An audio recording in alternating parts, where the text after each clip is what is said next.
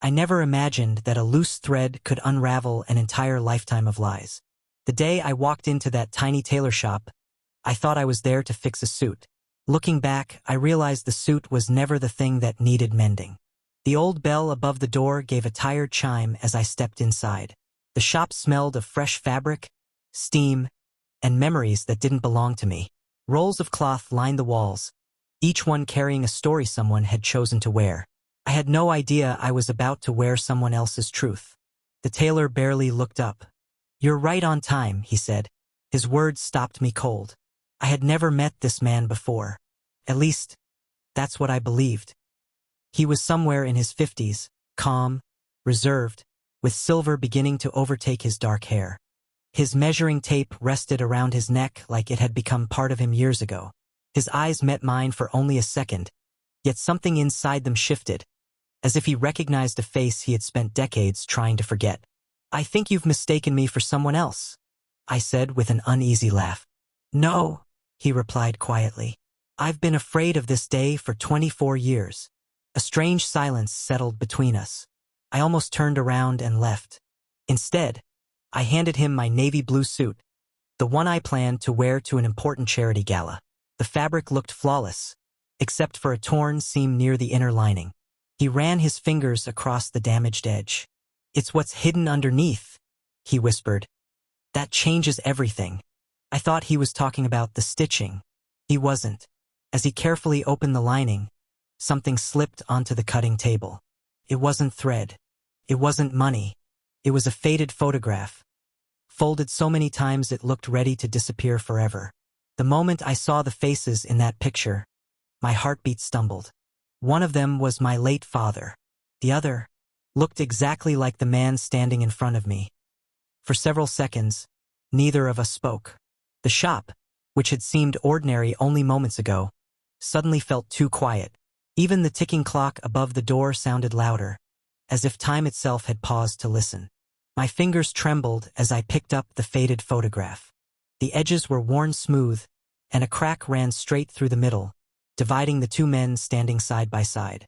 My father wore the same confident smile I remembered from old family albums. Beside him stood the tailor, much younger then, dressed in a white shirt with rolled-up sleeves, laughing as though the world had never given him a reason to stop. "How do you know my father?" I asked. The tailor closed his eyes for a moment. "I was hoping you'd never have to ask me that question." His voice wasn't filled with fear, carried regret.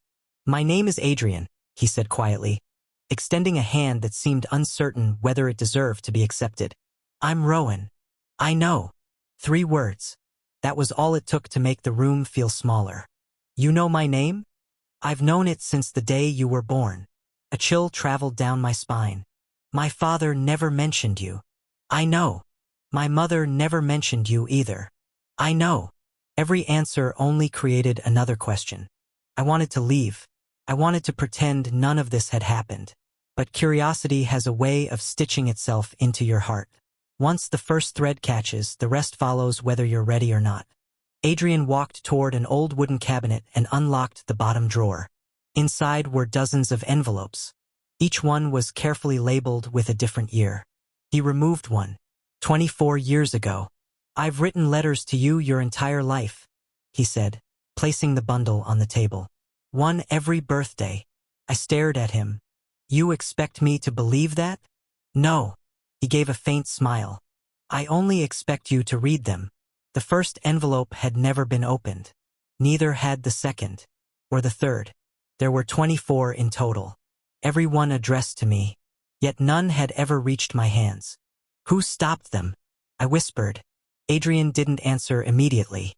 Instead, he looked toward the rain beginning to fall outside the shop window. "Your father made me promise never to contact you." The words landed harder than I expected. My father. He believed distance would keep everyone safe. Safe from what? Adrian's jaw tightened. From the truth. Before I could ask another question, the bell above the shop door rang. A sharply dressed man stepped inside, carrying an expensive umbrella. The moment Adrian saw him, every trace of color disappeared from his face. "You shouldn't be here," Adrian said. The stranger ignored him, His eyes locked onto me instead. "So," he said with a calm smile that somehow felt like a warning. "You finally found the photograph." I looked from the stranger to Adrian. Neither of them looked surprised to see the other, which meant they had both known this day was coming. Only one person in the room had been living in the dark. And that person was me. The stranger removed his leather gloves with unsettling calm, folding them as if he had all the time in the world. "You've grown into your father's eyes," he said. "And who are you?" I asked. Everything I had believed about my family suddenly felt fragile. Seeing the confusion on my face, Adrian gently rested his hand on the table. Not on me, but close enough to remind me I wasn't facing this alone. "You don't have to trust me today," he said softly. "But don't let someone else's lies become your memories." For the first time since walking into the shop, I saw something beyond the mystery. Loneliness. Not the kind that lasts for days. The kind that survives for decades. It lived quietly behind Adrian's eyes. He had spent years making clothes that fit strangers perfectly, while carrying a life that had never fit him at all. "I don't know who to believe," I admitted. "You shouldn't," he replied. "Not yet."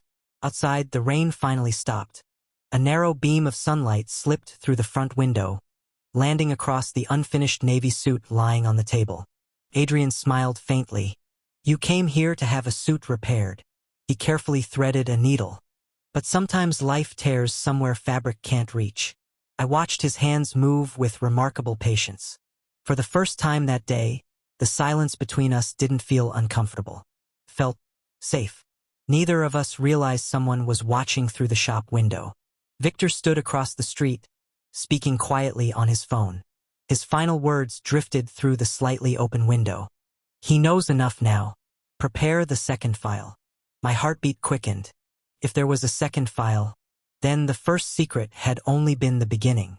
I didn't tell Adrian that I had heard Victor. Something about those 5 words, "prepare the second file," echoed in my mind long after the street outside had emptied. "You're distracted," Adrian said as he folded my suit with practiced hands. "I think someone wants me to find the truth." He looked at me carefully. "No, Rowan. They want you to find their version of it." There was a difference. And somehow I knew he was right. Adrian locked the shop early that evening. "I want to show you something," he said. We walked 3 blocks through streets washed clean by the rain until we reached an abandoned brick building with faded lettering above the entrance. "Hawthorne Tailoring Academy." "My father studied here?" I asked. He nodded. "So did I." The heavy wooden door groaned as we stepped inside. Dust floated through narrow beams of evening light.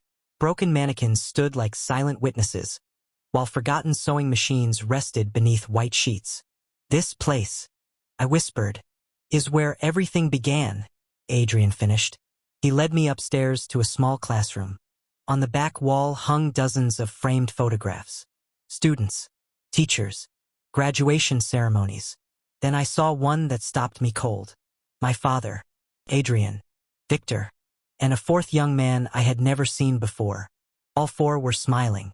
On the bottom of the frame, someone had engraved a single sentence. "Brothers aren't always born. Sometimes they're chosen." "What happened to the 4th man?" I asked. Adrian's face grew pale. "He disappeared." "No one looked for him?" "We did. And we found enough to scare us, but never enough to save him." A sudden crash echoed downstairs. We froze. Someone had entered the building. Footsteps. Slow. Deliberate. Adrian instinctively stepped in front of me. "Stay behind me." The footsteps climbed the old staircase. 1 step, then another, each one louder than the last. A shadow stretched across the hallway before its owner appeared. It wasn't Victor. It was an elderly woman carrying a weathered leather journal against her chest. Her eyes filled with tears the moment she saw Adrian. "I prayed I'd find you before they did," she whispered. She turned to me. "You must be Rowan.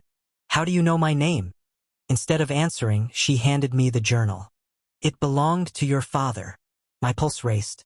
Inside the cover, written in neat handwriting, were the words, "If Rowan is reading this, then I failed to protect him." My hands trembled. I looked at Adrian. He wasn't surprised. You knew this existed? I knew your father kept a journal, he admitted quietly. I never knew where he hid it. The elderly woman took a shaky breath. He didn't hide it. She looked directly into my eyes. He trusted me to keep it until the day you were ready. Outside, thunder rolled across the darkening sky once more. I opened the first page. The ink had faded, but one sentence remained perfectly clear. The greatest mistake I ever made wasn't trusting the wrong man. It was loving him like a brother while he was quietly becoming my enemy. I turned the page. Before I could read another word, the lights in the building went out. Someone had cut the power. And in the darkness, a familiar voice whispered from the hallway. Close the journal, unless you're ready to discover who really destroyed your family.